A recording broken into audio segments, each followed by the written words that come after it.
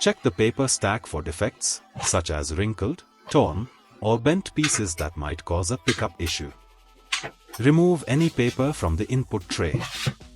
Remove any bent, wrinkled, or torn paper in the stack.